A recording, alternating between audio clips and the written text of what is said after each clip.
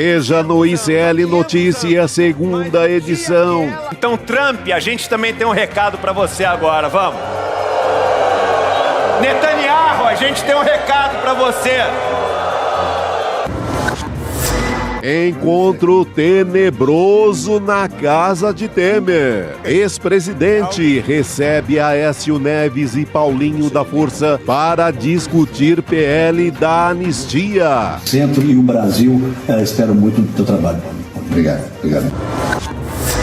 Lula pra cima da Câmara. Após a articulação para a PEC da bandidagem, presidente diz que deputados não têm compromissos com trabalhadores.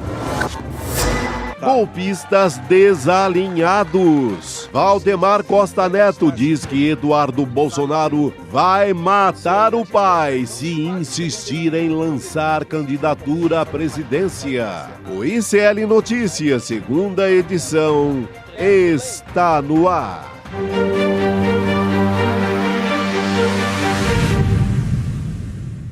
Olá, boa tarde. Seja muito bem-vindo, seja muito bem-vinda. O ICL Notícias, segunda edição, está no ar. Sextou aqui nos canais do Instituto Conhecimento Liberta. Eduardo Moreira, boa tarde para você que nos assiste também pela Voz Trabalhadora, nos ouve pela Web Rádio São João em Quixadá, no Ceará, e também na Rádio Cultural, na região da cidade de Torres, no Rio Grande do Sul. Como diria Chico Pinheiro, Juliano Medeiros e Chico Sá, graças a Deus. Graças a Deus, hoje é sexta-feira. Chegamos lá. Mas com essa imagem aí, vocês não querem ajudar ninguém não na sexta-feira. Pô, que imagem macabra dos infernos, né? Michel Temer, Paulinho da Força e Aécio Neves. Tá parecendo aquele filme Pacto Sinistro, do Hitchcock, que tem uma cortina meio macabra. Oh, que diabo é isso, como se diz lá no Ceará, pelo amor de Deus. A gente quase toca aquela musiquinha da família Addams, né? Que coisa tenebrosa. Né? Não bastasse o encontro de um monte de gente processada, condenada, ainda num cenário tétrico desses, né? Pelo amor de Deus. Gente. Pois é, aconteceu em São Paulo. Para quem está nos acompanhando em vídeo, quando o Chico fala tenebroso, é porque a imagem também está meio sombria, né, Juliana? É uma coisa assim... Foi gravada num lugar a meia luz. A linguagem ali acaba traindo eles todos, né? Porque, cara, esses caras, há pouco tempo, eles estavam todos enrolados com verba da JBS. Aliás, é um traço que os une. Paulinho da Força, 1.700.000 da JBS. O Temer, no mínimo aquela mala que o Loures, lembra? Rocha Loures conduz ali correndo. E o Aécio, eles falam, o Aécio era milhões e milhões, pactos e mais pactos com a JBS. Isso é uma empresa que os une bastante. Todos assim, muito enrolados. Voltam agora querendo fazer promoção de anistia. Eles estão querendo fazer um rebrand. Total. Parece um limpa-nomes do Serasa. Sabe? Basta passar Agora vamos chamar de pele da dosimetria para não pegar tão mal assim, entendeu? Exatamente. Bota esse nome aí. É meio essa vibe. Aliás, eu acho que a gente pode trazer o vídeo para quem está nos acompanhando aqui. Preparem-se, viu? Para quem está assistindo em vídeo, é bom reparar mesmo assim no tom, né? Na fotografia do vídeo. Vamos dar uma olhada? Vamos lá. Agradecer aqui o presidente Michel Temer, um dos maiores juristas do Brasil, presidente da Câmara também por muito tempo, ex-presidente da Câmara, Aécio Neves, deputado federal. Hoje, esse PL que nós queremos discutir, presidente, para que a gente possa pacificar o Brasil. O Brasil não aguenta mais essa polarização de extrema-direita com extrema-esquerda. O Brasil precisa pensar no futuro, precisa votar projetos importantes. Evidentemente, já conversamos um pouco aqui, de comum acordo com o Supremo Tribunal Federal, com o Executivo, numa espécie de pacto republicano, digamos assim, especialmente com esta denominação de PL da dosimetria, né? Portanto, de uma nova dosagem das penas. Né? Anistia para tentativas de abolir o Estado Democrático de Direito já foi considerado inconstitucional pelo Supremo Tribunal Federal. E como você disse, você não quer colocar o Congresso Nacional em confronto novamente com o Supremo Tribunal Federal. Portanto, essa nova nomenclatura de PL da dosimetria é absolutamente adequada para que nós possamos fazer justiça, permitir que essas pessoas que de alguma forma lateralmente participaram daquele processo possam tocar as suas vidas e o Brasil tocar a sua agenda, porque nós estamos paralisados nesse confronto que só interessa aos dois extremos. Você está de parabéns e conte conosco, o Centro e o Brasil. Espero muito do teu trabalho, Paulinho. Obrigado. Reforçando aqui no vídeo do trio, tem o ex-presidente Michel Temer ali na direita, no meio está o relator do PL da anistia ou da impunidade dos golpistas, o Paulinho da Força, e do outro lado, do lado esquerdo, está o deputado Aécio Neves, gente, que coisa, assim... Né? Da lata do lixo da história. Tenebrosa. Mas quem disse a ele que o Brasil está paralisado? Exatamente. Quem disse que precisa pacificar o Brasil se a maior parte da sociedade não quer saber da anistia, né? O Paulinho, para quem não sabe, é presidente do Solidariedade e é também, o Partido Solidariedade apoiou a candidatura do presidente Lula, fez parte da coligação. Eu tive o desprazer de conviver com esse sujeito num período em que o Solidariedade formalmente entrou na campanha do presidente Lula. Agora, eu acho que o importante do que está acontecendo é o seguinte, o Centrão, ou a velha direita oligárquica, né, cujo Temer talvez seja o representante mais famoso, mas que hoje é liderada pelo Arthur Lira, pelo Ciro Nogueira, pelo Rueda, por essa bandidagem toda, essa turma está vendo uma oportunidade. É gente que não rasga dinheiro, é gente que não perde tempo quando se trata de ocupar espaço. O Centrão, essa turma da velha política, sabe que está emparedado. De um lado, a esquerda está unificada, a centro-esquerda está unificada em torno do presidente Lula, com algumas defecções importantes do centro democrático, é o caso do Eduardo Paes no Rio de Janeiro, do Rodrigo Pacheco em Minas Gerais, do Helder Barbalho no Pará. Vai ter gente do Centrão se movendo, dos partidos do Centrão, apoiando o presidente Lula em 2026. E do outro lado, o bolsonarismo aloprando. É taxação em cima do Brasil, é anistia para todos os golpistas, é afronta cotidiana e direta às decisões do Supremo. O que o Centrão viu? Olha, nós podemos finalmente tentar dialogar com uma parte do eleitorado que realmente está cansada da polarização, isso é um fato. Todas as pesquisas mostram que há um estresse provocado por essa polarização, que é incontornável, porque é própria da dinâmica da política brasileira hoje, e esses caras estão tentando se aproveitar para apresentar algum tipo de solução que não constrange o Supremo e, com isso, melhorar a sua situação diante do Supremo, porque todos eles têm processos tramitando na Suprema Corte, com exceção do Temer, cujo processo foi arquivado já. Então, é mais uma tentativa do Centrão de tentar ganhar no meio da crise. Tem uma confusão em curso, uma situação que é difícil de se desembaraçar, e eles estão tentando, mais uma vez, ganhar alguma coisa em cima disso. Total, concordo. E ressuscitando alguns mortos políticos também, né, Chico Sá, como se fosse relevante para o debate nacional também. O Aécio, quando aparece, ele andou aparecendo na propaganda do PSDB essa semana, assim. Quando aparece na televisão, parece uma assombração que chega assim na sua casa, 8 da noite. Tentar limpar, é igual aqueles feirões do Ceasa, que faz ali com os endividados, sabe? Promoção, pague só R$50 e livre a cara pro resto da vida. É o que essa turma tá querendo fazer. Pô, que imoralidade, né? O Michel Temer, que diz que é a favor da Constituição, que é professor de Direito, propondo isso, que o Supremo deixe de cumprir a lei para fazer um pacto com o bolsonarismo. E ele... Isso é vergonhoso. Assim, é uma narrativa que é assim... Não, a anistia é inconstitucional. O que eu estou propondo aqui é discutir a dosimetria para a pacificação do país. Então, alguns são contra, outros são a favor, né? Que se discuta. Esse é o preço a pagar para pacificar o Brasil, para ele voltar a caminhar. É sempre um discurso assim, né? Isso. Não, como se quem tivesse trazendo a discórdia, a confusão, fosse o governo. Isso. O governo quer que o país ande, o governo tem um monte de projeto importante para votar na Câmara dos Deputados, nós vamos comentar isso aqui, inclusive, né? O presidente Lula está fazendo uma cobrança dura ao Congresso, que o Congresso não vota as matérias que são de interesse do país. Então, o país está paralisado, não é por conta do presidente Lula, não é porque o Centrão está cotidianamente cedendo às chantagens do bolsonarismo. Quem quer paralisar o Brasil, isso está mais claro do que nunca através da postura do Eduardo Bolsonaro, que quer taxar o país, gerar desemprego, caos econômico, é o bolsonarismo. Total. Então, se eles queriam pacificação, não conseguiram, porque a resposta do bolsonarismo, do Sóstenes Cavalcante, líder do PL, foi uma resposta dura. Se não tiver anistia para o Bolsonaro, não tem conversa. Então, mais uma vez, o Centrão, como sempre, vai nadar e morrer na praia, porque não vai conseguir chegar a lugar nenhum com essa proposta. Aliás, depois dessa reunião, também o Paulinho da Força foi dar entrevista na Rádio CBN, o deputado reforçando essa coisa de, isso é um rebrand da anistia, é outra coisa, né? E ele foi questionado também ali nessa entrevista sobre a situação do Jair Bolsonaro. A gente separou o trecho dessa fala. Ele admitiu que a redução das penas poderia beneficiar, sim, o ex-presidente Bolsonaro. Então, vou abrir aspas aqui para o trecho do que diz o Paulinho da Força. Essa discussão que eu tenho que fazer na Câmara a partir da semana que vem, vamos conversar com as bancadas. Qual é o tamanho dessa dose que vamos reduzir?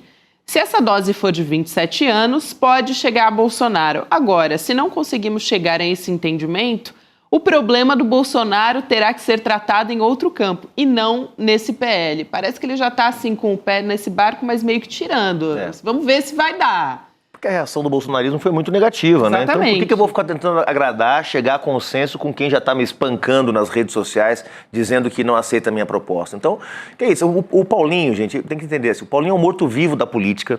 Ele, inclusive, ficou sem mandato na última legislatura, não conseguiu se eleger, né? Agora voltou para a Câmara, mas é um sujeito muito irrelevante na política brasileira, preside um partido pouco relevante também, e o que está fazendo agora é tentando se também, como a gente mencionou aqui, faturar em cima. Acho que não vai conseguir, esse projeto vai... A tendência, pessoal, é que se não houver um entendimento com quem manda na Câmara hoje, que é Arthur Lira e Hugo Mota, para peitar o governo até as últimas consequências, porque aprovar anistia ampla, geral e restrita é peitar o governo e o STF, se não houver esse entendimento, esse projeto vai morrer na praia.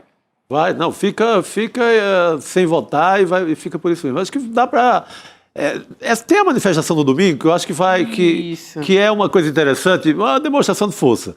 Não é acreditando que a esquerda vai levar 2 milhões em São Paulo, 4 no Rio e etc., mas se for uma boa manifestação, vai ser um belo recado também para essa turma. Precisa de uma manifestação em Brasília na porta dos caras, não é forte. Isso vai ser um sinal ali. Vai ter em Brasília também, né? Está confirmado. Está confirmado. É Brasília, Recife, Fortaleza, Salvador, São Paulo. Tem muitas, Chico. No nosso site até tem ali a relação de todas as capitais que vão ter. Muitas personalidades da cultura também, Anitta, Chico Buarque, Caetano Veloso, Gilberto Gil, Débora Bloch, que está na novela aí bombando. Então, olha, pode ser uma demonstração de força importante. E além disso tudo, eu acho que a posição do presidente Lula, que nós vamos comentar, e do Senado. Porque tanto Davi Alcolumbre quanto o presidente da CCJ, o Otto Alencar, já deram declarações também dizendo que nem PEC da blindagem, nem PEC da anistia vai andar desse jeito Senado, como eles né? estão querendo. Exato, então no dia agora, né, no próximo dia 21, a gente vai Curitiba também, o chat me avisa aqui, Curitiba também está confirmado. Porto Alegre também. Nós vamos despertar hoje, ontem e hoje, o ICL, despertar e o gigante e as ruas. Cara, a esquerda precisa, no mínimo, reaprender o caminho das ruas. Se não for 5 milhões em cada cidade no domingo, mas começa ali, começa com o que tiver e vai ser bonito. Assim, vai ter no Brasil inteiro, vi que vai ter em Curitiba, em Fortaleza, Porto Alegre, vários lugares, mas os maiores são ali esperados para o MASP, que é aquele simbólico, na Avenida Paulista, às 2h. No Rio de Janeiro, também no mesmo horário, em Copacabana, ali na região do Posto 5, onde normalmente os atos acontecem. E em Brasília, Chico, que você estava comentando, pelo simbolismo de ser descer na porta dos caras, né? Eles estão planejando 10 horas da manhã, que é uma cidade bastante diurna, inclusive no Museu da República. Essa é a região onde vai ter. É importante levar um cartaz, tirar uma onda. Eu gosto muito de humor nessas manifestações também. E colocar a gente na rua. A rapaziada, eu fiquei espantado. Na última manifestação que eu fui aqui na Paulista, só tinha gente da minha idade para cima. Pô! Tudo bem, que a gente também, nós os mais velhos, também estamos na briga, estamos enfrentando aí a parada toda. Mas é importante a juventude, os estudantes, pô. Claro. Estudante é vanguarda da história no mundo inteiro. Pensar formatos mais agradáveis também, porque de fato, às vezes cansa um pouco, 3 horas no sol, um monte de líder político gritando. Então, se a gente puder ter um pouquinho mais de criatividade, né? Exatamente, eu gosto de manifestação, no domingo de sol, uma manifestação mais alegre, alegria revolucionária ali. Mas acho que assim, vai passar, isso é muito importante. Quem está nos ouvindo, ache na sua cidade onde vai ser a manifestação. É importante porque aqui está se jogando o que vai acontecer nos próximos meses, né? Porque se a gente tiver, de fato, um entendimento mais sólido do Centrão com o bolsonarismo para passar a PEC da bandidagem, que eu não estou nem chamando mais de PEC da blindagem, é PEC da bandidagem, e a anistia, gente... Os caras vão achar que podem fazer qualquer coisa nesse país, afrontar o Supremo, afrontar o governo e afrontar a opinião pública. Porque todas as pesquisas mostram que nem a PEC da bandidagem, nem a PEC, nem o PL da anistia tem apoio majoritário na sociedade. Exatamente. Então, se o Congresso Nacional, se a Câmara em particular, porque nem no Senado eles têm maioria, mas se a Câmara fizer esse tipo de barbaridade sem nenhuma reação, ou se tudo depender do Davi Alcolumbre ou do Supremo Tribunal Federal, quer dizer, aí realmente a gente fica numa situação muito fragilizada. Aqui é hora do protagonismo popular entrar em cena para ajudar a reequilibrar o jogo. Goiânia também, avisa o chat. Goiânia está firme. Não, tem muitas cidades, muitas capitais mesmo, não sei se todas, mas assim, a maior parte das capitais vai ter sim. Fortaleza também está na área. Isso aí, todo mundo da área aqui dizendo, muita gente no chat, né, comentando que vai no domingo, Gil, Chico e Caetano vão levar muita gente para a rua, aquilo que você estava comentando também, Juliano, e é isso, é meio que esse pacote de maldade de terça-feira já reforçando, e acho que também essa reportagem do ICL impulsiona muito para prestar atenção nisso, né? Para a PEC, que muita gente chama de blindagem ou da impunidade da bandidagem, também tem vários precedentes que se abrem nesse texto novo e possibilidades para os parlamentares que chamam muito a atenção, de acordo com a reportagem que o ICL apurou essa semana, né, envolvendo ali crime organizado, enfim, a possibilidade para que essas pessoas também encontrem saídas por meio, né, de lugares, por exemplo, não só na Câmara dos Deputados, porque tem um efeito cascata também. Então, claro, isso é muito preocupante, né, Juliano? Se passar as duas medidas, o PL da anistia e a PEC da bandidagem, nós vamos estar protegendo, não é pouco bandido, não, é muito bandido. Porque o PL da anistia vai anistiar os bandidos do golpe, os bandidos do quebra-quebra, e dentro dos bandidos do quebra-quebra tem também crime organizado. Tem gente condenada que é do Comando Vermelho, entre os baderneiros do 8 de janeiro, os golpistas, gente ligada à facção também. E a PEC da blindagem ou da bandidagem ajuda aquele crime organizado que já chegou às estruturas do Estado, em particular os deputados e deputadas. Eu fiz um vídeo, para quem depois quiser dar uma conferida nas minhas redes sociais, lá no @JulianoPessoal. Se você não segue, por favor, me dê essa moral e siga lá no @JulianoPessoal, falando que a condenação do Bolsonaro, claro que nos deixou muito felizes, nos entusiasmou, mostrou que finalmente a impunidade está sendo vencida nesse país quando se trata de golpista, de político poderoso e de militar, mas que tem que estar atento. Porque o que aconteceu essa semana na Câmara dos Deputados mostra que a condenação do Bolsonaro, ela não garante nada. Que depois da condenação tem que garantir que essas penas sejam cumpridas, tem que evitar a anistia, tem que impedir que essa turma eleja o Senado inteiro no ano que vem para fazer impeachment de ministro do Supremo, tem que garantir a eleição do presidente Lula. Ou seja, a condenação do Bolsonaro é muito importante, é um fato histórico, mas ela é só um capítulo na longa luta que nós estamos travando no Brasil para defender a democracia e, sobretudo, para fazer com que aqueles que atentaram contra a democracia paguem pelos seus crimes. Muito bom.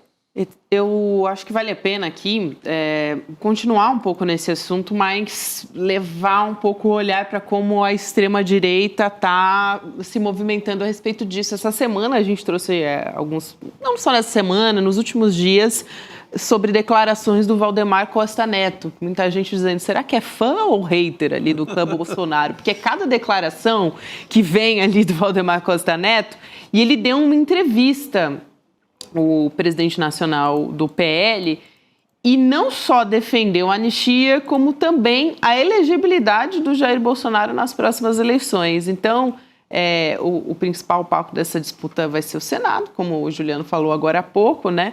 Apesar de o Davi Alcolumbre já ter se posicionado publicamente a respeito disso. Mas o que diz o Valdemar Costa Neto? Abre aspas. Temos uma arma. A única coisa que podemos fazer dentro da lei é a obstrução. E temos número para parar o Senado. É o que diz o presidente do PL para a Folha em entrevista. E aí eu acho que vale a pena já trazer uma na sequência, mais uma fala dele. sobre o Eduardo Bolsonaro sair do partido, né? Eventualmente, ainda não tem nada confirmado, mas ele diz o seguinte: vai ajudar a matar o pai de vez? Porque o que o Bolsonaro está passando, nossa senhora, a declaração do Valdemar Costa Neto. Ele tá engraçado. Ele lembra um personagem que estava meio sem filtro na política também recentemente, que era o Joe Biden. Perdeu o filtro, né? Ele tá meio sem filtro, assim, né? Exatamente. Não sei se tem a ver com algum probleminha aí. Isso é só se o Tarcísio filiar, né? Ele tá falando sobre a eventual saída do Eduardo, não, Tarcísio, mas assim isso acontecer. Tarcísio, agora ele disse que não vai ser candidato a presidente. Se ele mudar de ideia, ele é um mentiroso.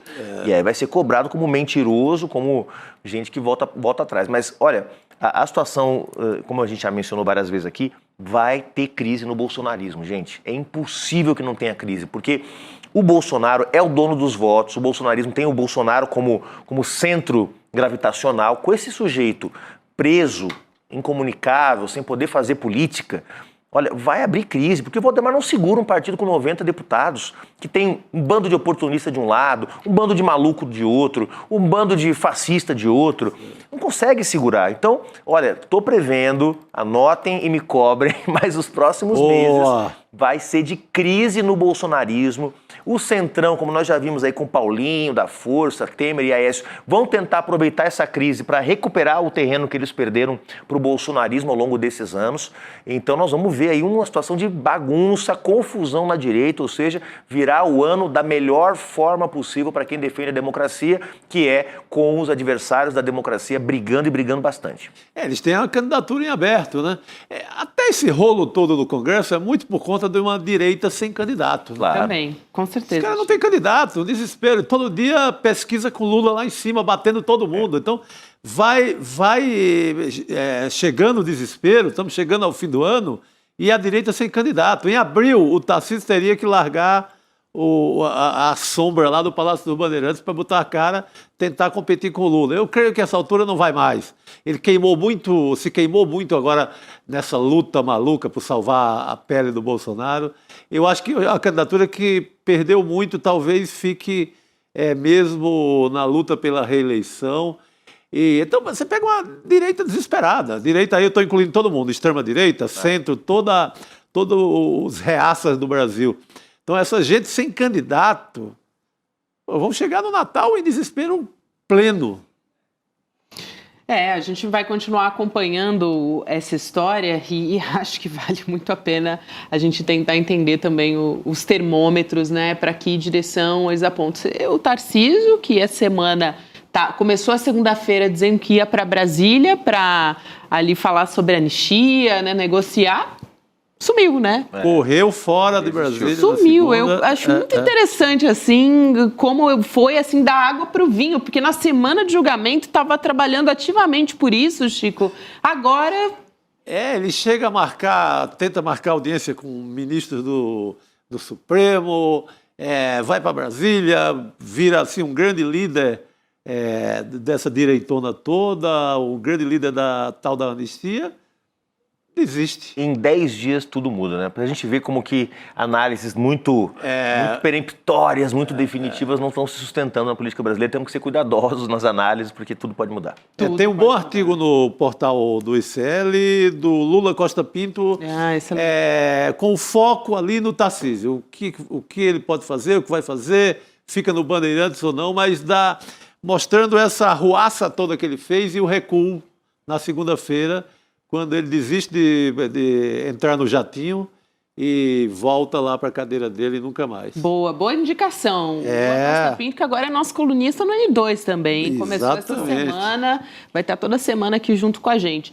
Aliás, vocês dois, amanhã tem Despertar 2025 aqui em São Paulo, hein? Hoje já marquei presença lá pela manhã, junto com o Rodrigo Viana, com um grande elenco também. Opa. E sabe quem tá lá para trazer notícias pra gente de como foi esse dia? Aliás, como tá sendo, porque tá rolando neste momento lá no Espaço Vibra em São Paulo. Roberta Garcia, trazendo as novidades todas pra gente. Robertinha, boa tarde.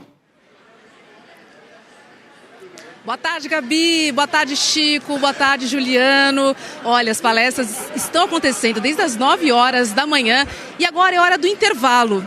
E sabe o que está tendo aqui agora? uma sessão de autógrafos. Eu vou mostrar com quem. Esse é o momento ímpar do encontro do escritor com o leitor. César Calejon. N2, estamos ao vivo no N2. E eu tô comentando que esse é um momento importante de conexão, né? Do ICL e principalmente do escritor com o leitor. Mostra a sua capa e me conta o que significa para você. Esse tipo de encontro, ele te enriquece de mais vontade de continuar na luta? Muito, Hobbs, muito bem colocado. É uma oportunidade que a gente tem de entrar em contato com as pessoas, de abraçar, de sentir. A gente se emociona de verdade. Isso não é só discurso, sabe? A gente ouve histórias, sente de fato o contato com o nosso público, que é importantíssimo, nos dá força. E na verdade a gente faz tudo que a gente faz por eles, né?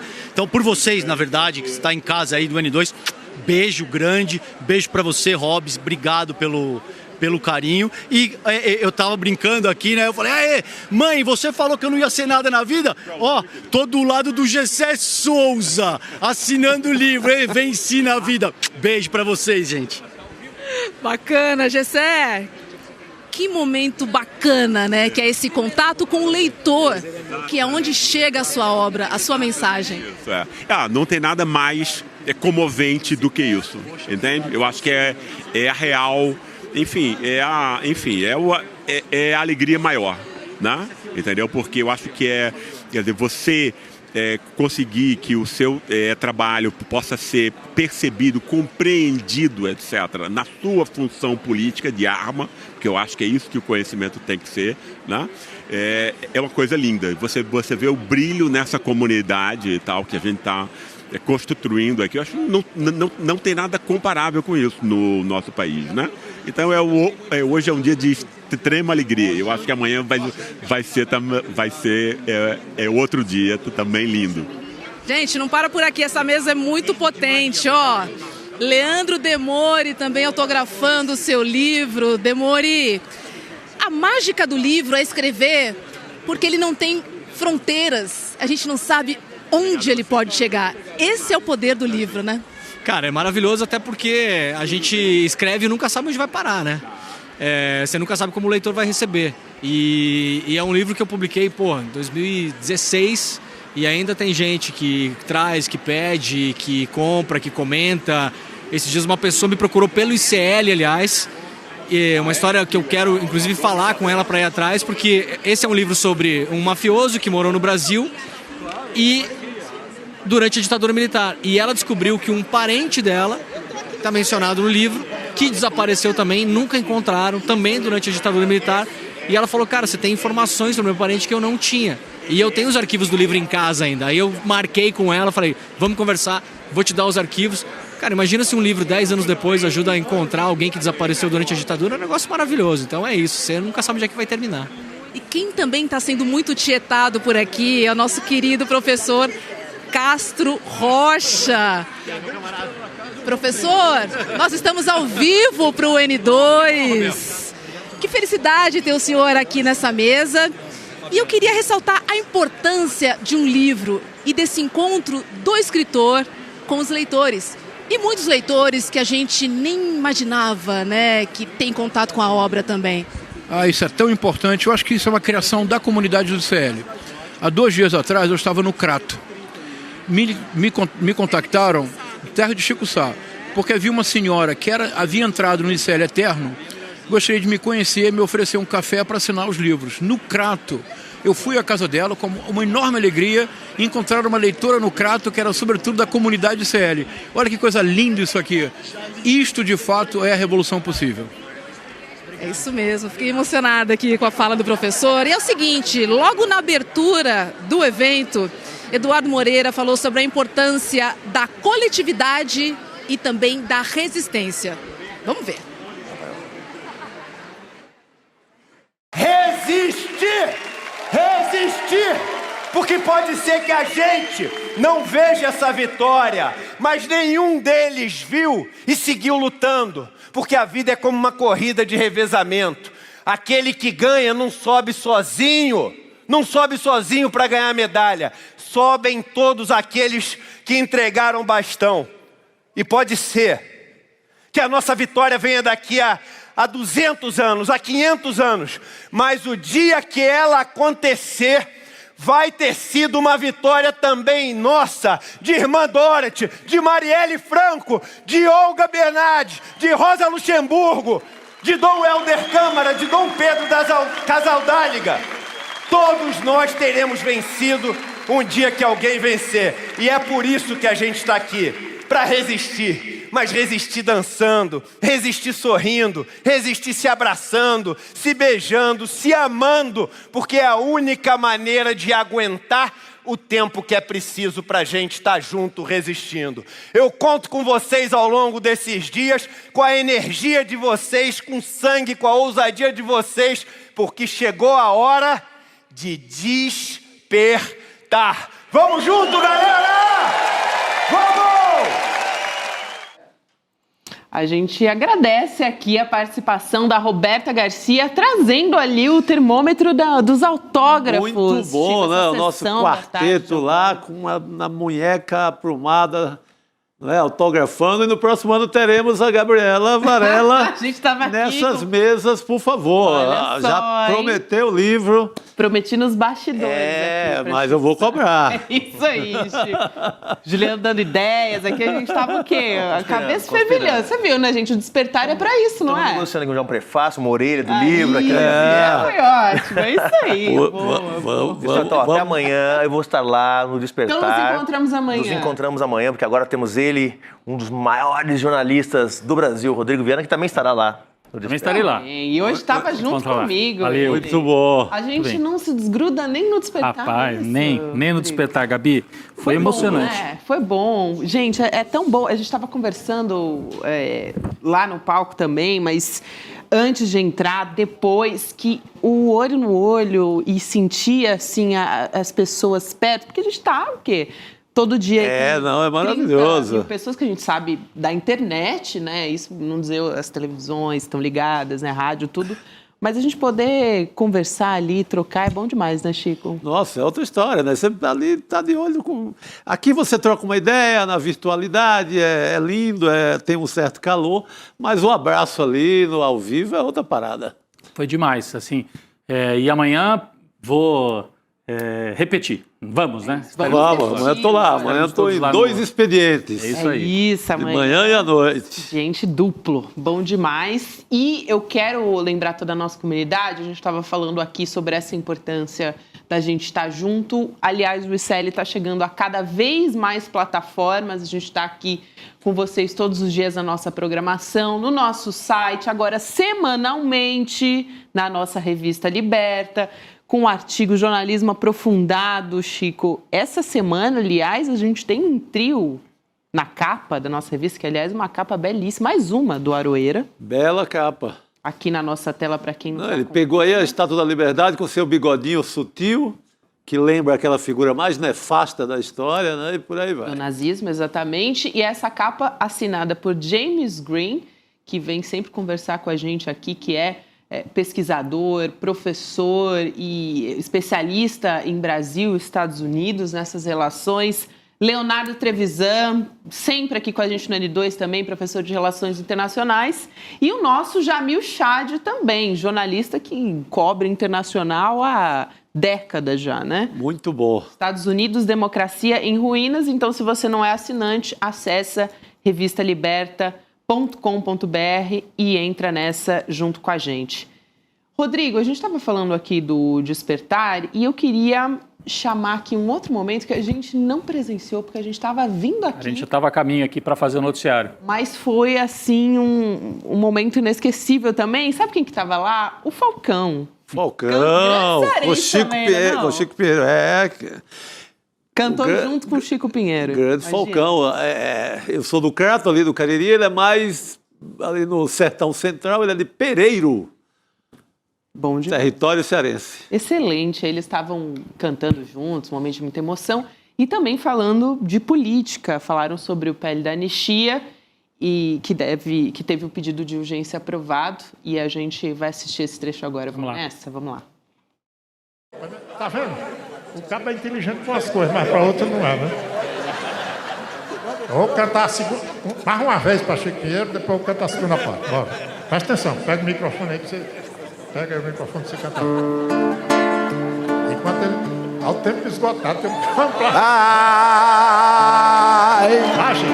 Ai, minha mãe, minha mãe.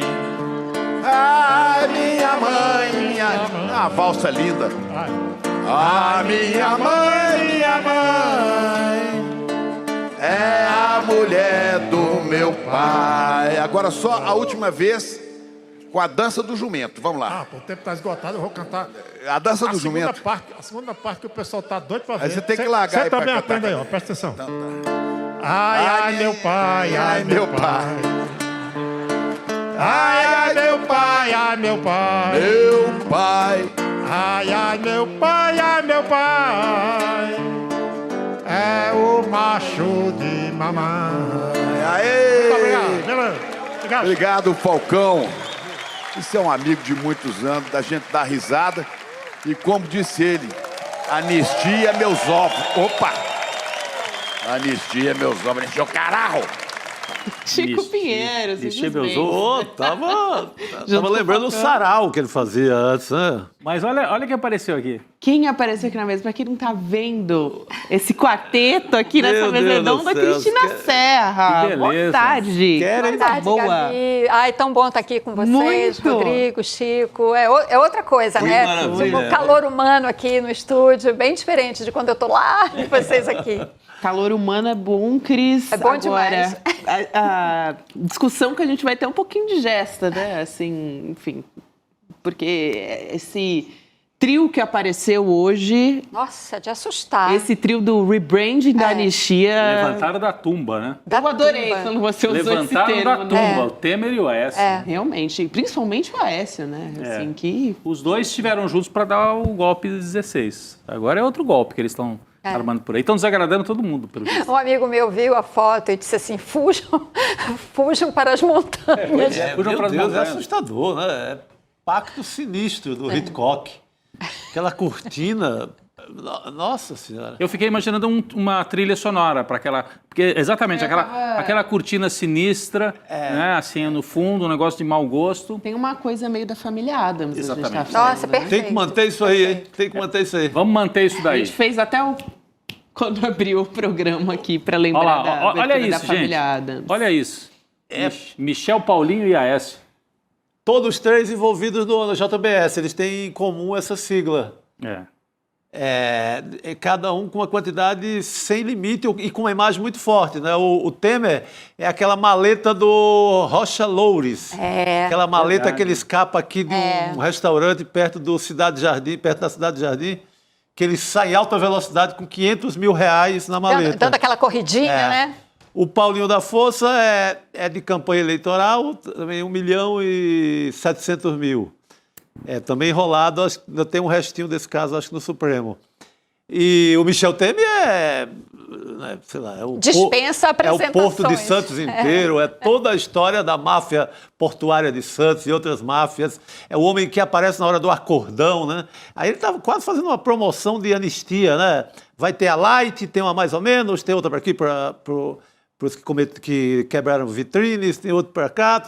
Gente, que isso? E os três têm em comum, na verdade, o golpismo, né? Em 2016 estavam todos no golpe contra Dilma, os três, né? Mas o que você acha, Cris, dessa tentativa? Os bolsonaristas perceberam, aliás, o Aécio fala isso no vídeo, né? Olha, a anistia total não passa, porque o Supremo vai dizer que não. Então vamos tentar outra tática. Você acha que tem chance de prosperar com esse trio aí? Eu acho que tem, infelizmente tem. Na verdade, você tem aí uma conjunção de interesses, né? O Aécio querendo se reposicionar, digamos assim, eleitoralmente, né? O Michel Temer é porque ele está em tudo que tem golpismo envolvido, ele está envolvido. O Paulinho da Força também, até por conta dos processos contra ele no Supremo, né? Diz que tem um acordo ali com o Supremo. Acho que não tem. Claramente, alguns ministros do Supremo podem estar interessados nessa articulação, que é uma vergonha, né? Porque, enfim, há uma decisão do Supremo que tem que ser cumprida, ponto final. Agora, por que pode prosperar? Como você perguntou, depende muito da capacidade de articulação ali dentro, né? Se conseguirem juntar um pedação do Centrão, que está sempre disposto a alguma grande negociação, e se conseguirem pegar alguns votos bolsonaristas, alguns votos mesmo dos extremistas, que talvez considerem, tá bom, anistia total não vai dar, é complicado, cria uma situação difícil para o país, vai ter os protestos no domingo, certamente, que eu acho que vão ter um peso nisso. Então tá, ok, vamos lá, vamos para esse PL que eles estão chamando eufemisticamente de PL da dosimetria. Sim, acredito que pode progredir, sim, Rodrigo, dependendo, como eu disse, dessa capacidade de arregimentação. E quando entra um Michel Temer na articulação, sim, pode crescer. Você sabe que eu estava vendo que o bolsonarismo radical mesmo, esse não gostou nada dessa articulação? Não. Eu até estava olhando as contas do Paulo Figueiredo, que eu assisti. Até porque o Paulinho da Força já falou, vamos ver, né, se chega no Bolsonaro, mas talvez não dê. Exatamente. Né? E aí o Paulo Figueiredo fez algumas postagens, umas de baixo calão, dizendo, enfim, a dosimetria naquele lugar. Então me parece um recado já da família... enfim, da família Bolsonaro, e tem mais duas postagens, não sei se nós já temos aí os prints, né, como a gente fala assim, das postagens do Paulo Figueiredo lá nos Estados Unidos, em que ele manda recados, dizendo que não aceita, e ele fala, o que tem nessa foto aí? Não tem voto, ele diz, o Temer não tem voto, a Aécio não tem voto, Paulinho também não tem voto, né? Não. E aí, não, é o outro, é o anterior, gente, que eu estou comentando, é o anterior. Porque ele faz duas postagens. Aí, ó, esse aí. Sabe o que falta aqui? Voto. Aécio é decadente, Temer, um presidente sem vida, sem voto, aliás, mais impopular da história, foi um ato falho meu. Não disputa nada desde 2006. Paulinho é suplente de um caçado pelo TSE. Chance de vocês decidirem o futuro do Brasil? 0. Anistia será ampla, geral e restrita, aceita. Então, o bolsonarismo mandando um recado de que não aceita desse jeito aí. Mas é o que a Cris falou, eu acho que tem que fazer a conta. Se o Centrão topar e conseguirem alguns votos dos bolsonaristas, já é a conta para passar. Porque, Rodrigo, você vê as grandes vitórias contra o governo, essas grandes vitórias que a gente tem visto na Câmara, elas passam com aqueles números altos, acima de 300 votos, quando você tem... Quando os dois estão juntos, Centrão e bolsonarismo. Enfim, essa é a conta que eles devem estar fazendo. E o outro recado que ele mandou foi engraçado também, o Paulo Figueiredo, deu um chega para lá acho que é o tema seguinte, né, que a gente ia trazer aqui, do Valdemar Costa Neto, porque o Valdemar Costa Neto anda falando demais, né, Gabi? Isso. Vamos trazer aqui a fala do Valdemar e a gente pode trazer também... Ele tá soltinho, vocês comentaram a réplica, né, do Paulo Figueiredo, porque a gente estava comentando agora há pouco que o Valdemar Costa Neto deu entrevista para a Folha, e ele evitou especular quem que vai ser o candidato da extrema-direita, o que mostra, de novo, o clima como que tá para 2026. Ele disse o seguinte, o Bolsonaro já tocou nesse assunto comigo 2 vezes, com outros nomes. Eu tô pensando em indicar tal pessoa.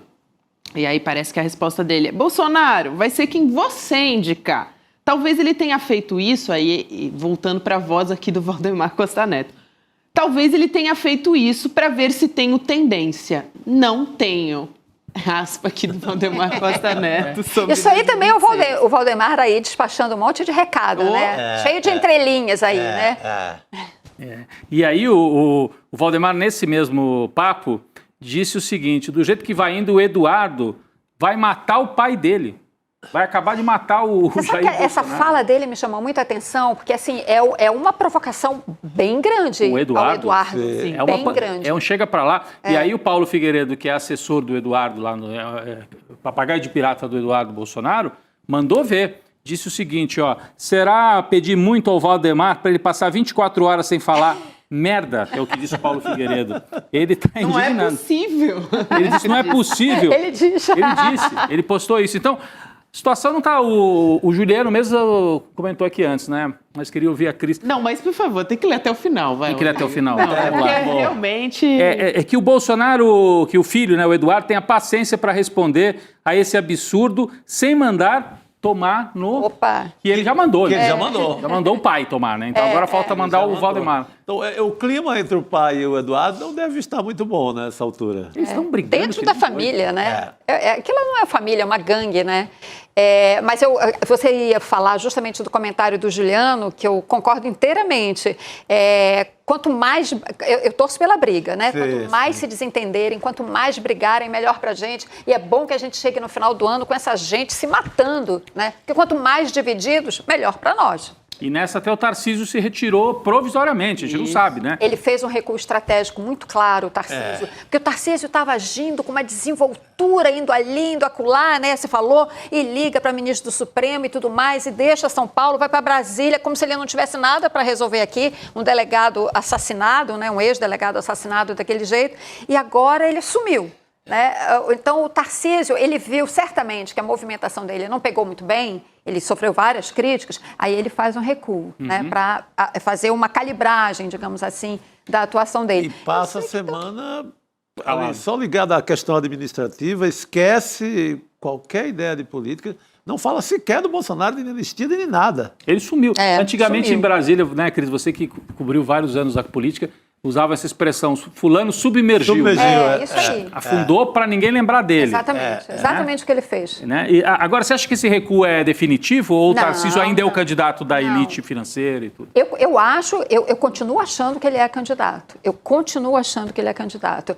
Agora, como a gente está vendo, são vários candidatos, né, ligados a esse grupo ou aquele, ou seja, está todo mundo, na verdade, do meu ponto de vista, no campo da extrema-direita, esse núcleo bolsonarista mais radical, existem vários candidatos ali. Agora, é aquilo que a gente comentou há pouco, eles sozinhos, eles têm muito voto, mas eles não se elegem sozinhos, eles precisam de um arco de alianças maior. E aí entra novamente o Centrão. E o Centrão também não tem ainda o seu candidato.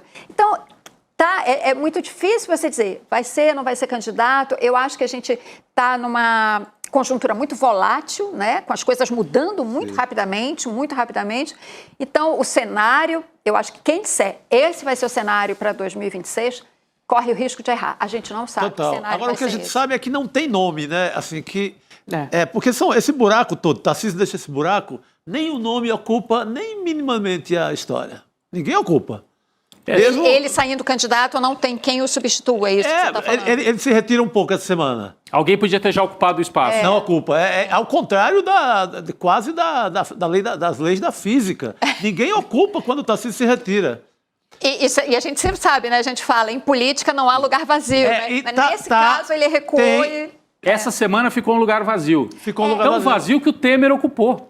O centro velho, o velho centro... O centro velho, que não é aqui o centro reaça, de São Paulo. vampiresco, voltou. É o centro vampiresco ocupando. Até o Aécio está tendo... Pois é, isso sendo ouvido pela mídia, né? Assim, entrevistado como uma autoridade para... Não, acabei de ter esse insight, né? Juntos aqui. Temer. Então, isso aí. Porque a política não admite espaço vazio. Então, se ninguém ocupa o lugar que o Tarcísio saiu de cena provisoriamente, né? A Crista acha que é por aí. Mas mesmo saindo provisoriamente, alguém devia ocupar. Eu achei que o Ratinho Júnior talvez fizesse um movimento, mas foi discreto, não fez nenhum movimento, né? Não. E aí sobrou espaço para o Temer propor essas coisas. Por enquanto, eles estão tentando arrumar o jogo. Está muito desarrumado, né, o jogo dele. Muito desarrumado. E você vê, Rodrigo, você falou em outros nomes de governadores, o Caiado, o Ratinho, o Zema. O Zema, depois daquela operação da Polícia Federal, que desbaratou aquele esquema em Minas Gerais... Da mineração, né? Nossa, o esquema da mineração em Minas Gerais, que obviamente tem as suas ramificações políticas. Aquilo ali, para mim, assim, o Zema agora tá fora desse... Aquilo é muito pesado. E aquilo bate muito no Centrão também, inteiro. Vi que tem o filho do presidente da Caixa que está enrolado até o último fio do cabelo naquela história, também da mineração. Então, aquilo bate metade do Centrão. Essa busca aí da blindagem não é à toa, os caras estão enrolados em muitos pontos. Exatamente, daí a PEC da bandidagem. Eu acho que desses nomes assim da direita, não sendo, da direita, O Ratinho Júnior seria hoje o que teria mais possibilidade, tem menos aresta, eu acho. E o Valdemar fala nele, né? O Valdemar falou nele hoje. O Kassab fala direto nele também. Fala direto. Você ia falar o quê? Desculpa, Gabi. Não, que para ocupar o lugar do Tarcísio. Para ocupar, porque o Zema enrolado e uma personalidade que talvez não agregue tanto. O Ratinho Júnior, ele tem uma aprovação impressionante no Paraná, né? As pesquisas mostram 70%, 80%.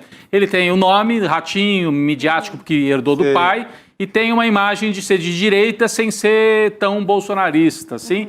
E não tem essa pressão de uma segurança pública desgovernada como está em São Paulo, né? Então, talvez seja um nome que possa crescer nesse vácuo. Vamos ver. É um bom sparring, é um bom sparring. É um sparring Lula. E que pode apostar em... Sparring de luxo. Hoje mesmo eu conversava com a Laura Coach sobre isso. Mas o Ratinho é para perder. Bom, talvez até ele possa querer perder para se classificar como um nome nacional para tentar ganhar em 2030, né? Mais para frente. Então, porque ele já está fazendo o segundo mandato de governador no Paraná, né? Então, já o Tarcísio é arriscar demais, né? Abrir mão do segundo mandato. Tem uma coisa sobre isso, né, Rodrigo, que saiu a Quest agora sobre, enfim, diversos candidatos ali da direita, e o Ratinho Júnior aumentou a rejeição dele. Aumentou a rejeição. Bom, então é isso. Assim como a Michele Bolsonaro também, Eduardo, o Ciro, que sempre aumenta, né? Nas últimas pesquisas a gente tem observado isso.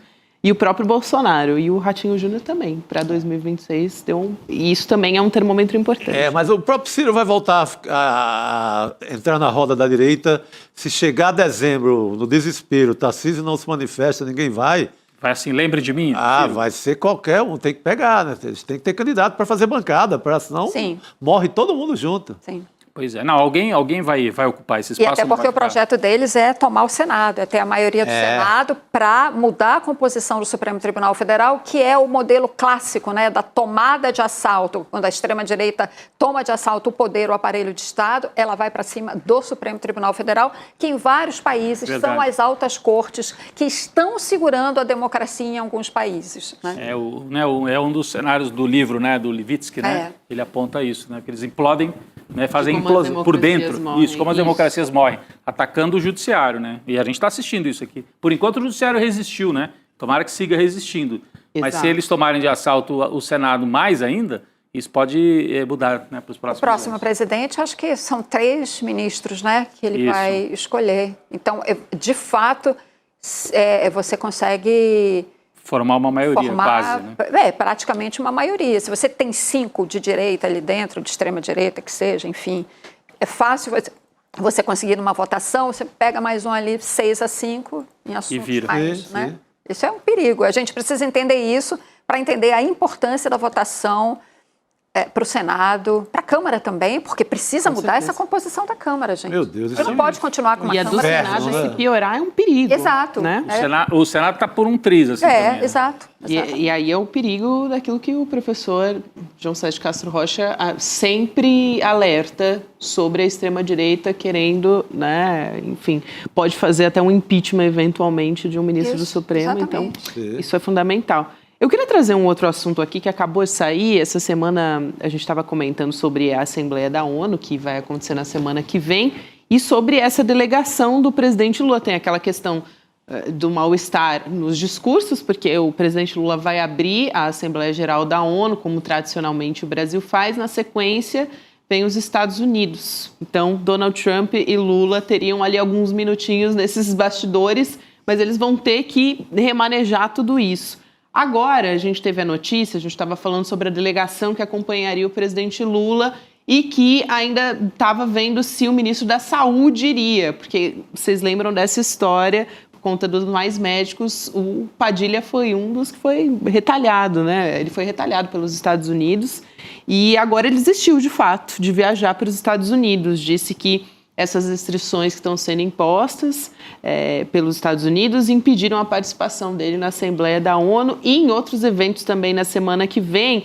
Eu queria aqui trazer uma aspa do Padilha. Ele falou: inaceitável as condições, porque eu sou ministro da Saúde do Brasil. Quando eu vou para um evento como esse, eu tenho que ter plena possibilidade de participar do conjunto das atividades das quais nós somos convidados. Então, assim, ele deu uma entrevista para a Globo News agora à tarde, enfim, deu as declarações, porque ele tinha diversas restrições. Teve também um outro responsável pelo programa Mais Médicos que teve o visto suspenso, então Sim. não pode ir para os Estados Unidos e o ministro não vai, então decidiu não ir, um posicionamento Ele está coberto de razão, ele fez o que tinha que ser feito. Uma das restrições dele só pode se deslocar até 5 quarteirões do hotel onde ele está. Ele só pode fazer o percurso do hotel para a sede da ONU. O que é isso? Os Estados Unidos tinham um compromisso, né, assinado na fundação da ONU de dar o visto para todas as delegações. Ele não poderia também viajar, né, assim, de Nova York para onde tem para Washington, né? Ele não poderia ir de Nova York para Washington.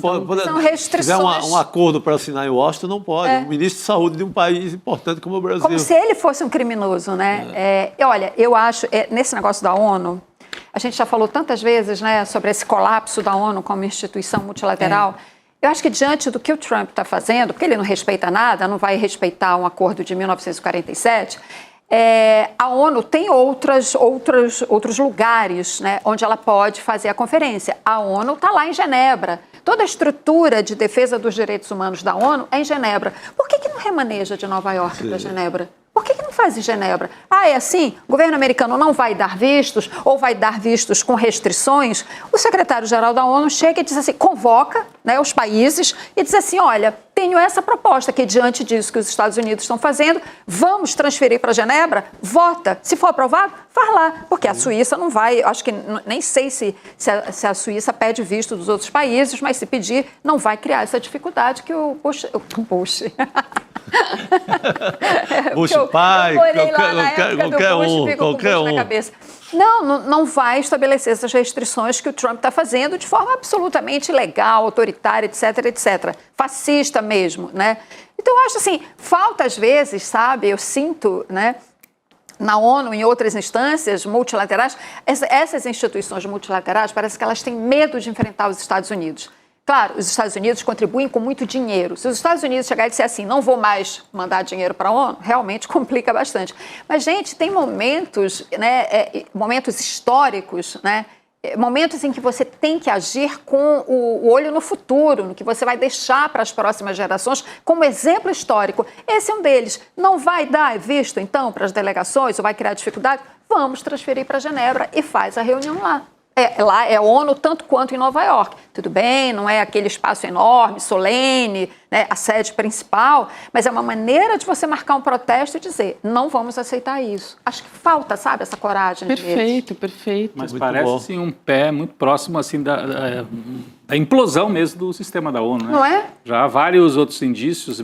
Você impedir um ministro de Estado de um país, está entre os 8, 10 maiores países do mundo, impedir de circular na Assembleia, circular por Nova York, é algo... Eu não sei se já houve outra situação desse tipo. Pois é, acho que não. Tem assim, com alguns países como Cuba, por exemplo, tem umas restrições, mas não chega nem aos pés dessa humilhação que quiseram fazer com Padilha.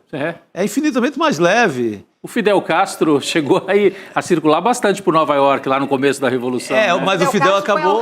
Ao Harlem. O Fidel acabou indo se hospedar lá no hotel com os Panteras Negras. Lembrando dessa cena. Isso aí. O Alexandre Padilha nem está propondo tanto, né? Ele queria só fazer reuniões ali e como a situação mudou. Imagine se a ONU ficasse em Xangai e a China falasse, não. O ministro da Saúde da Bélgica não pode entrar aqui, só se circular aqui nesse quarteirão. Era um escândalo mundial. Agora, os Estados Unidos ainda podem fazer isso. Fazem, né? Estão fazendo, a verdade é que estão fazendo. E o Alexandre Padilha fez bem de dizer, então não vou. Nessa situação, não vou. Pois é, até, tudo bem, nesse caso foi para um ministro da Saúde, mas até pensando, assim, programa Mais Médicos, alguém que trabalha junto com o ministro Padilha, de ver isso acontecendo, esse movimento, atacando realmente um programa que diz respeito à saúde pública do Brasil. Então, até mesmo se não atingisse diretamente o ministro, eu acho que é um posicionamento, né, bastante importante. E ele também já tinha mandado uma nota para a OPAS também, né, que é um outro braço. Quem tinha mandado do Padilha ou o Padilha também.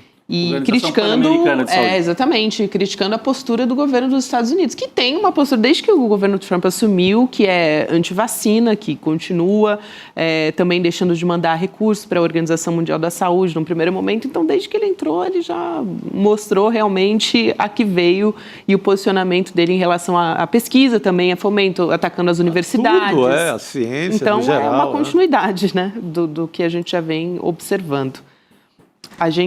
Cris, a gente vai se despedir de você, então, na nossa mesa. Já? Rápido. Muito rápido, também achei. Mas a gente se vê amanhã no ICL, a gente se vê ali no Despertar ICL. Despertar, estaremos lá. Vivo, estaremos todos lá novamente. Amamos sua participação aqui. Vem mais vezes, Cris. Eu também, a gente gosta muito, eu também querida. amei, gente. Obrigada. Até a próxima. Obrigada. Obrigado, Cris. E a gente vai voltar para o Despertar também, que temos Roberta Garcia trazendo mais sobre o sabor do Despertar 2025. Vamos de Roberta? Cadê? Olha só, temos convidadas. Boa tarde mais uma vez, querida. Temos, Gabi. Boa noite, Gabi. Temos convidadas luxuosas, chiquérrimas, que daqui a pouco vão para o palco com um tema que nos interessa muito, Gabi. É o seguinte, elas vão falar por que a revolução é das mulheres, Juliana Baroni. Então, a gente vai trazer uma edição especial do Precisamos Conversar para esse palco do Despertar. E estou aqui com as minhas companheiras, Márcia Tiburi e a Sucena Sarazara, para falar dessa revolução feminina, de como surgiu o feminismo na vida de cada uma de nós e também de antifeminismo. E, além disso tudo, vai ser uma grande festa o programa. A Sucena, nossa companheira, que é cantora, vai cantar no início, vai cantar no final. Então vai ser uma festa, além de um papo muito importante. Márcia Tiburi, temos uma plateia de 4.000 pessoas aqui no Despertar. Que alegria. Momento importante, né, para a gente falar sobre a força e a potência do feminino. É muito bacana a gente poder falar sobre feminismo abertamente, porque o feminismo veio para ficar. As mulheres fazem parte dessa democracia radical que a gente quer construir, que é uma democracia densa, intensa e que traz aspectos que até agora, digamos, a esquerda mais tradicional, masculina, machista muitas vezes, não conseguiu contemplar. Então a gente traz realmente uma novidade para o debate, uma novidade em relação às ideias e em relação aos métodos de luta, porque a gente aprendeu, para chegar até aqui, a gente aprendeu muita coisa, né, Ju? Muita. E se não tiver diversidade, não tem papo possível. Então, nosso programa, como você sabe, né, Roberta, é muito diverso. Então, hoje vai ser diversão, arte, entretenimento, mas vamos falar sério, porque as mulheres precisam ser ouvidas, como disse a nossa querida ministra Carmen Lúcia, né? Aliás, como esquecer, né? Não tem como. Gabi, nesse momento temos Ian Neves e Laura Sabino no palco, falando... Por que as pessoas têm medo desse tal de comunismo? É o fantasma do comunismo, do feminismo também, é um fantasma, né? Nós vamos desvendar esse fantasma aqui hoje no palco Despertar. O comunismo incomoda, é uma palavrinha que está sendo usada e mal utilizada também, né? É imaginário, como a Ju lembrou de Marx, né? É o fantasma, é o espectro do comunismo que ronda o Brasil, mas ele é imaginário. A gente quer uma sociedade muito mais complexa do que as fantasias e as utopias comunistas construíram. A gente quer uma sociedade de gente progressista, de gente capaz de transformação e de pessoas, sobretudo, que respeitam as singularidades. Uma democracia densa, animada e que traz felicidade para todo mundo. Eu acho que isso é um assunto também que a gente tem que colocar cada vez mais na nossa pauta. A esquerda tem que produzir um modelo, uma ideia, um desenho de felicidade para a sociedade. E como a gente é sempre muito aberto, muito crítico, muito analítico, às vezes falta essa parte, sabe? Falar de uma prosperidade de esquerda, sabe? Esse tipo de coisa. Mas a gente vai conseguir porque a gente está construindo uma sociedade, uma comunidade de diálogo. Essas 4.000 pessoas é uma linda comunidade de diálogo que provavelmente, com o nosso desejo, esforço e a boa vontade de todo mundo que está aqui, a gente vai seguir muito longe com isso. Então, o ICL é isso, né? É isso, a gente está aqui hoje e amanhã no Despertar e domingo vamos para a rua, gente. Isso é muito importante para a gente fazer o nosso papel como cidadão, né? E eu vou estar lá no domingo na rua, em frente ao MASP, às 14 horas e espero vocês também. Lembrando que a gente tem manifestação em várias cidades e capitais pelo Brasil. E a gente tem que ir lá se manifestar contra a anistia e contra a PEC da bandidagem. Gabriela Varela, eu volto com você. É isso aí, Robertinha Garcia com Márcia Tiburi e também Juliana Baroni. Agora com as Que mulheres. time! Agora com as Passamos mulheres. aqui. Boa noite para vocês, gente. Bom evento, amanhã a gente se encontra por aí. Com certeza, Rodrigo Viana, eu, Chico Sá, estaremos lá com a nossa comunidade amanhã. Sim, amanhã despertar, domingo, MASP, 14 horas. Eu não citei Natal, BH e João Pessoa, das cidades que terão. BH estava pedindo agora. Logo BH, porque eu tanto amo, por favor, vamos pra rua. Amo também. E a gente segue aqui falando também a respeito da nossa política, posicionamento do presidente Lula, hein? A gente teve uma fala do presidente, ele deu uma entrevista para um podcast e disse que a maioria dos deputados não tem compromisso com os trabalhadores. Uma fala que foi feita, como eu disse, né, para esse podcast, que é voltado para o público evangélico. Já vou chamar o nosso convidado aqui, só quero trazer a fala do presidente Lula. Ele disse o seguinte: a maioria dos deputados não são trabalhadores, não tem compromisso com os trabalhadores. São gente de classe média alta que pouco está ligando para o povo, fecha aspas. E, é claro que ele está falando sobre essa movimentação no Congresso essa semana, a PEC da bandidagem, anistia também, mas principalmente voltado para essa PEC da bandidagem. E o Lula criticou também, nesse mesmo podcast, o uso da igreja como palanque político, disse que durante campanha eleitoral não vai visitar templo, sejam evangélicos ou católicos. Será que não? Não sei, tá muito cedo, acho, para falar isso, hein, Lula? Melhor não prometer isso, não. Talvez seja melhor. Vamos chamar nosso convidado aqui, o jornalista e professor também, José Arbex. Arbex, saudades, boa noite para você. Opa, boa noite, agradeço mais uma vez o convite, é um prazer. Apesar da hipocrisia de certas apresentadoras falar que tá com saudade. Eu tava, viu? Professor. Eu tava com saudades. Dessa risada, inclusive, das análises aqui essenciais do Arbex. O Arbex, tá cedo pro Lula dar essa declaração ainda? O que você achou? Que não vai visitar templos? Eu acho que tem um dado nessa declaração aí que acende o alarme, que é o seguinte: 12 parlamentares do PT votaram a favor do PEC da bandidagem. O Lula vai classificar esses 12 como bandidos também, inimigos do povo? O que o Lula vai... Quer dizer, o Lula já criticou esses caras. Agora, a pergunta que eu faço, que nos interessa profundamente, na minha opinião, aqui é o seguinte: o que fez com que esses 12 votassem a favor da PEC da bandidagem? Por que eles votaram a favor? Eu tenho uma leitura sobre isso, que eu acho que o Lula deveria se interessar sobre isso. E a leitura que eu faço é o seguinte: esses caras se sentiram livres para votar a favor da PEC da bandidagem porque eles não têm relação nenhuma com a base do partido. Esses caras esqueceram que é a base do partido. Eles esqueceram quem é o povo trabalhador. Eles estão muito mais preocupados com conchavos e alianças nos corredores do Planalto ou do Congresso do que em ouvir aquilo que o povão tem a dizer. Quer dizer, isso que o Lula falou está correto, na minha opinião, ele está certo ao afirmar isso, não está errado, mas o que ele falou se aplica também ao partido dele, ao PT, porque não tem outra maneira de explicar isso que aconteceu. E isso é gravíssimo, porque se a trairagem está acontecendo agora, que nós ainda não estamos oficialmente em campanha eleitoral, eu imagino que vai ocorrer em 2026. Eu imagino que tipo de compromisso muitos parlamentares do PT, muitos políticos do PT vão estar dispostos a fazer para beneficiar suas próprias candidaturas, seus próprios interesses, em detrimento do povo, em detrimento do programa do PT, em detrimento do partido. Quer dizer, eu acho extremamente preocupante o que está acontecendo. Por outro lado, eu estava ouvindo eu estava ouvindo que vocês falaram do trio capiroto aí. Que trio, hein, Arbex? Meu Deus. E eu vou falar com uma amiga minha, ela me mandou um WhatsApp, ela falou assim: pô, eu fui dormir hoje, quando eu acordei, eu vi a foto dos três, aí eu falei: ué, nós voltamos para 2016? Totalmente.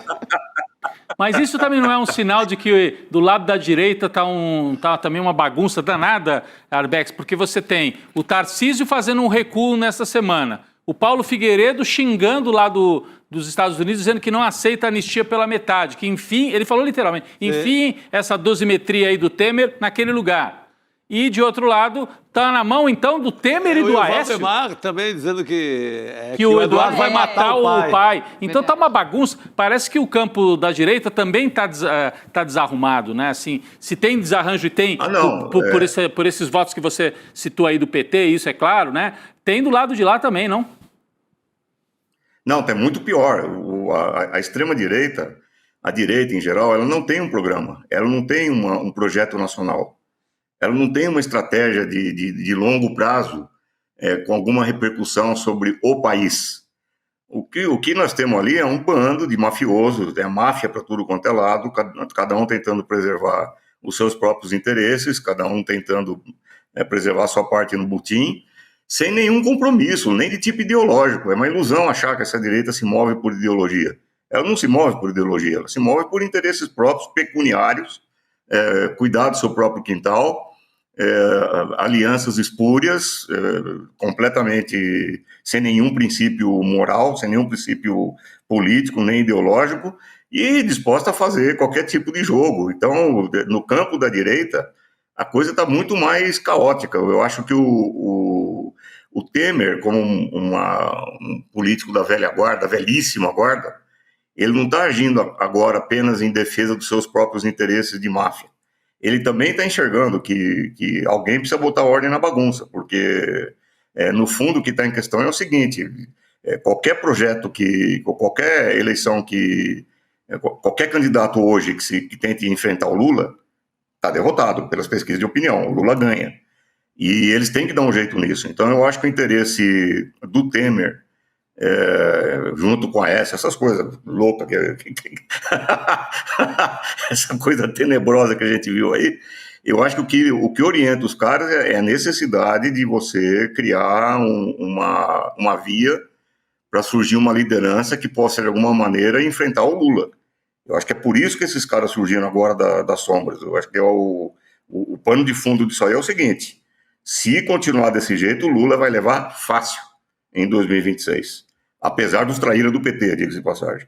Então, eu acho que aí está em questão uma necessidade estratégica da direita se articular em torno de um nome. E na minha opinião, o Temer está fazendo esse papel. E isso ele sabe fazer bem, né? Como a gente viu em 2016. Isso aí ele sabe, quer dizer, o nosso Nosferatu... Nosso Nosferatu é bom no papel. Mas a audiência gostou foi do Trio Capiroto. Você nomeou aí. Trio Capiroto. Ele sabe fazer a invocação das entidades, né? Sabe.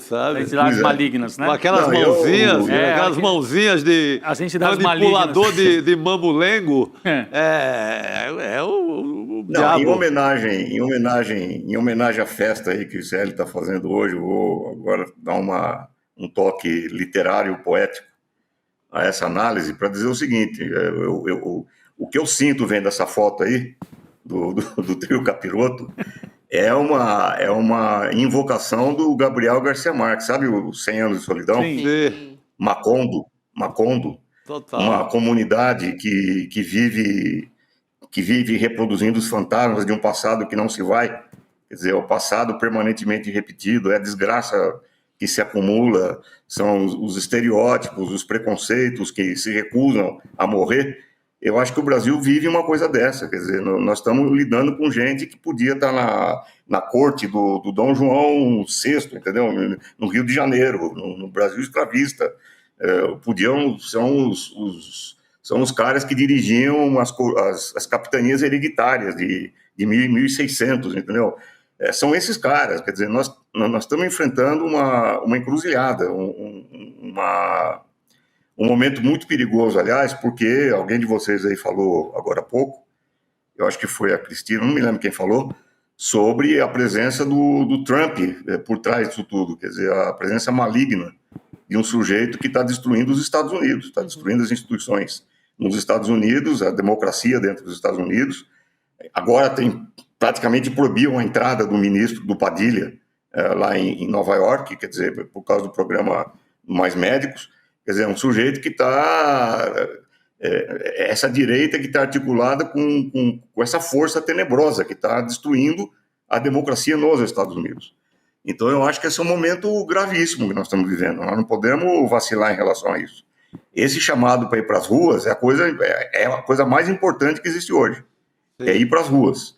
E, de alguma forma, pressionar o PT para que o PT chame à fala os traíras, né? Os caras que estão dispostos a vender os seus mandatos em troca de não sei que benefícios, votando a favor de um negócio desse. Quer dizer, eu acho que o momento é muito perigoso. Eu acho que a gente tem que entender que nós, apesar do cenário ser bom, na minha opinião, o cenário não é ruim, particularmente porque a direita, como disse o Rodrigo, está completamente desnorteada, atirando para tudo quanto é lado, mas é um cenário que exige uma intervenção muito enérgica da vontade popular, porque é ela que está sendo aviltada nesse momento. O povo está sendo aviltado. Quer dizer, eu acho que é um momento muito sério na nossa conjuntura.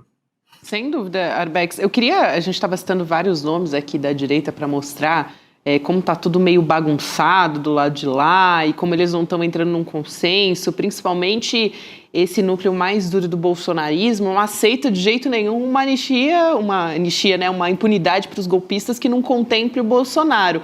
O Sócrates Cavalcante falou também sobre isso, né, dizendo que não aceita de jeito nenhum essa dosimetria, né, esse PL da dosimetria que eles estão querendo fazer rebrand, que talvez não contemple o Bolsonaro. Ele falou, esse eu não quero saber. Ele falou, onde já se viu alguém da direita votar para reduzir pena?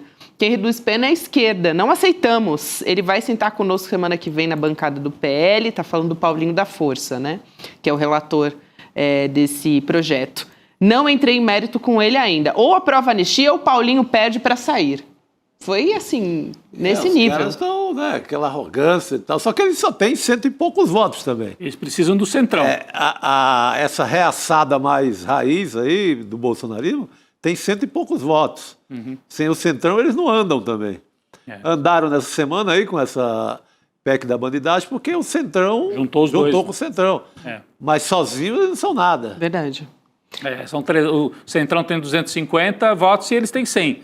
Aí juntos eles têm 350. É muito quando eles estão juntos. É um desgaste na imagem, né, Rodrigo, Arbex e Chico, mas eles fizeram um cálculo, eles são tantas coisas ali que rondam o medo dos parlamentares do centrão, né? Por exemplo, as emendas PIX, essa semana a decisão do Flávio Dino. Tem tanta coisa que aí não teve como, né? Assim, mesmo com esse desgaste, normalmente o centrão faz ali uma análise, mas entrou nessa de cabeça. Não, e você vê que no caso do Senado, que é uma eleição majoritária, os senadores, mesmo de partidos da direita e do centrão, ficam com medo, porque daí eles vão para o embate direto. Deputado é uma eleição mais pulverizada. Então, se o cara garante a emenda parlamentar, a base, o apoio do prefeito, ele consegue, mesmo votando em questões impopulares, ele acha que pode garantir o mandato dele. Os senadores têm ali uma cautela maior. Parece, também não sei até onde... Porque você passa por um debate nas TVs regionais, é outra parada. Mas fala, Arbex. Pois mas aí é que eu acho que se impõe uma lógica, que é uma lógica que, infelizmente, o PT abandonou nos últimos tempos, que é o seguinte, o que é que faz com que um cara como Kim Kataguiri se pronuncie contra? Verdade, ele entrou com... Isso. É a força da opinião pública, é a força do povo, é o temor de que apoiar esse negócio aí causa um desgaste tão grande na candidatura do sujeito, abre um flanco tão grande para ataques, que o cara prefere falar, não vou fazer isso. Então, que é uma coisa semelhante, aliás, ao que o como é que chama o Romário? Por que o Romário, lá no Rio de Janeiro, se recusou a assinar lá a coisa da anistia, né? Sim. Por que ele se recusou a assinar? É porque ele sabe que se ele fizer aquilo, vai pegar muito mal na base popular, vai pegar muito mal entre o povo. Quer dizer, então eu acho que esse é o momento de mobilizar a opinião pública, esse é o momento de ir para a rua, esse é o momento de mostrar o seguinte, quem votar nessa porcaria aí, enterrou a carreira. Eu acho, sim, claro, que o Rodrigo tem razão quando ele fala que como a eleição é mais pulverizada para os deputados, talvez os deputados não sentissem tanto, mas ele tem que sentir que o cachorro está chegando para morder a bunda, entendeu? Claro. Cuidado, porque nós estamos chegando, quer dizer, nós estamos encarando. Então, o que eu acho, para voltar à pergunta inicial, o que eu acho que faltou na caracterização do Lula foi reconhecer que dentro do próprio PT existem aqueles que simplesmente esqueceram os seus compromissos com a base popular. E entre os parlamentares do PT que votaram a favor dessa porcaria aí, tem gente tradicional dentro do PT, cara, expressões importantes dentro do PT, que, na minha opinião, deveriam ser chamadas falas, para explicar o próprio Gilmar voto. Tato foi um. Gilmar Tato, em São Paulo. Por exemplo. Que é uma família tradicional dentro do PT, né? Aqui da Zona Sul de São Paulo. Dentro do PT. Foi secretário de E que comunicação. tem uma importância eleitoral grande. Sim. Que tem uma importância eleitoral grande em São Paulo e que pode fazer a diferença. Sim. E esses caras têm que ser chamados à fala, porque eu, apesar de hoje eu não ser petista e não estar afiliado ao partido, como alguém que ajudou a construir o PT e que estava no PT desde o começo, eu me sinto ofendido por uma votação. Eu me sinto pessoalmente ofendido por uma votação desse tipo. Eu me sinto traído. Eu falo, mas que porcaria é essa? Como é que eu não acreditava naquilo que eu estava lendo quando eu vi o voto desses caras aí. E isso daí, em 2026, é uma coisa. Isso aí pode ter uma importância decisiva para 2026. Não é possível que aconteça uma coisa dessa. Por mais que a direita esteja desbaratada, esteja agora matando um matando os outros, nós não podemos cair nessa lógica de ficar fazendo conta sobre que voto cada um vai ter dentro do Congresso e fazendo não é uma coisa aritmética. Sim. É uma relação política que tem em questão. Exato. E Arbex, você estava falando do Kim Kataguiri, isso é muito curioso, né? Porque no fim das contas teve uma movimentação ali no Supremo Tribunal Federal, também por conta disso, pedido do ministro Dias Toffoli, dando um prazo de 10 dias para que a Câmara dos Deputados apresente informações sobre a tramitação da PEC da bandidagem. Então, essa manifestação do Toffoli, por isso que é curioso, essa manifestação veio, né, porque ele foi sorteado como relator dessa ação do Kim Kataguiri, o deputado pedindo a suspensão da proposta da PEC da bandidagem. Quer dizer, não foi o PSOL, não foi o PDT, não foi o Lindbergh, que muitas vezes se movimentam. Foi o Kim Kataguiri, que é de uma linhagem aí de direita, que ficou com o discurso lavajatista, moralista, que o bolsonarismo está jogando no lixo agora, né? Porque eles fingiram que eles também eram contra a corrupção. Agora isso acabou, né, para o bolsonarismo. Mas tem um pedacinho ali da direita que ainda está nessa, né? E o Kim Kataguiri se agarrou nisso para se diferenciar do bolsonarismo. Bom, do ponto de vista da tática dele, pode até ser interessante pegar um voto de classe média conservadora que não quer também essa bandalheira. Deve ter, tem esse eleitorado. Mas é curioso, né, Gabi, que ele que tenha entrado com a ação, tem acionado o Supremo dessa vez. E tem acordado outro ministro também, que o Toffoli, né? Está em sono deitado em berço. Pelo amor de Deus, né? O Toffoli, aliás, a esquerda para escolher ministro do Supremo, pelo amor de Deus. Dedo podre miserável, né? Miserável, pô. Caramba! Arbex, eu queria trazer. Não é, Arbex? Pelo amor de Deus. Eu queria trazer essa lembrança aqui do Top. Arbex, eu ia me despedir de você, mas, eu vou deixar você fazer esse comentário bem rapidinho, porque a gente tem que trazer uma última informação aqui, tá? Mas não sou eu, não. Eu tô recebendo ordem. Estou só recebendo ordem. Aí ele vai falar, olha só, que hipocrisia. A culpa é do editor. A culpa é do editor. Sempre de outra pessoa, A culpa é do editor. Eu estou habituado a ser desprezado, tudo vai bem, ter que não tem aumentar o importância. jornal em meia hora. Petição, já. Não, mas antes de... Não vou fazer o comentário que eu ia fazer, porque não vai dar tempo, mas eu quero terminar com uma homenagem ao Chico Sá, que fez uma atitude digníssima. Verdade. Lá em São José dos Campos, quando censuraram lá a Miri Lacombe, ele se recusou a participar da lambança. Parabéns. É isso. Foi cancelada a FLIM, a festa literária. A feira foi cancelada. Foi. Porque os curadores, todo mundo... A cidade foi, na verdade, contra essa atitude do prefeito, né? Então...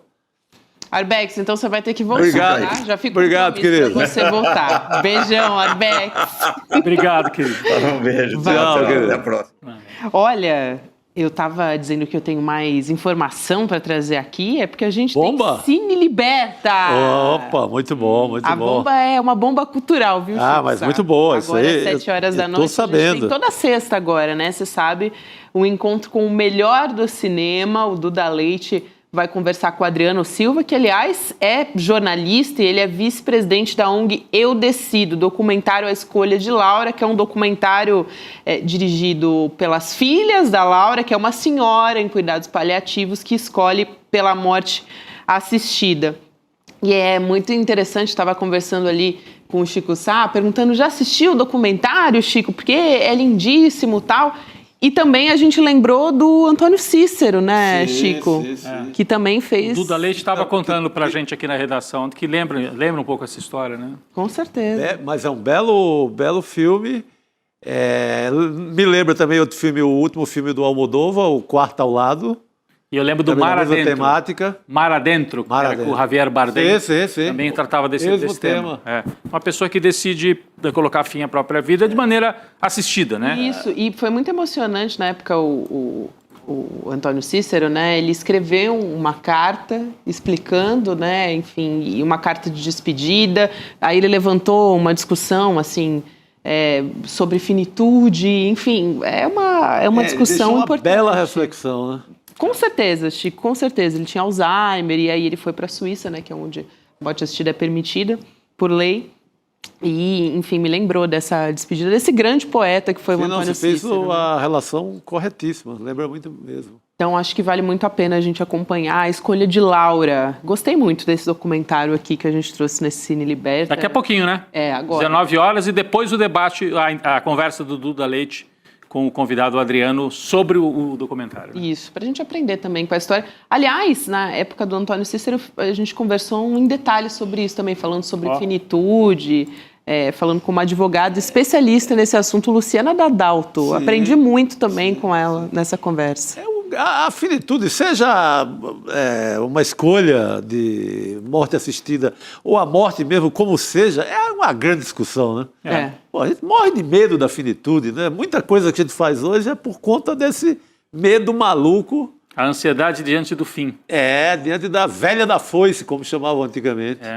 Da velha da foice. A velha da foice. Os inimigos do fim, né? Agora a gente dá uma reviravolta... Aqui, acompanha o Se Liberta na sequência. Fica aqui com a gente, não sai daí não. Mas nós aqui no N2, a gente vai se despedindo e partindo diretamente para Jurubeba, não é isso? Jurubeba sem a bandidagem do Congresso, né? Essa semana a Jurubeba... a Jurubeba do despertar e a Jurubeba popular da rua. Como é a própria bebida, né? De origem popular ali do sertão da Bahia. Então, todo mundo na rua domingo... Importantíssimo. Já que a resposta sempre vem das ruas, então vamos para a rua também. Exatamente. Com a Jurubeba, com parte tudo. de mim vai na Aurora, lá no Recife, Rua da Aurora, aqui em São Paulo, no MASP, mas Curitiba, Salvador, Fortaleza, BH, todo mundo vai para a rua. Porto Alegre. Isso aí. Rodrigo Viana, Chico Sá, vejo vocês amanhã no Despertar 2025.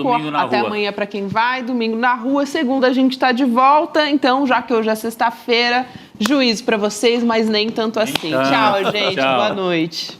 Fala pessoal, tudo bem? Leandro Demore aqui para dar uma notícia incrível. O ICL tem sua própria revista digital, a revista Liberta, um novo espaço de jornalismo profundo, crítico e com a nossa cara, feito para quem quer entender o Brasil e o mundo além da superfície. Na revista Liberta, você vai encontrar os maiores articulistas e colunistas com análise sobre política, cultura, atualidades e, claro, muito pensamento crítico. Esse vai ser o nosso espaço semanal de reflexão em profundidade. Faça agora mesmo a sua assinatura. Acesse icl.com.br/revista. E se você já é aluno ou aluna de algum curso do ICL, tem um benefício especial para fazer parte disso com a gente. Um desconto exclusivo para garantir a sua assinatura. Revista Liberta é o ICL em profundidade.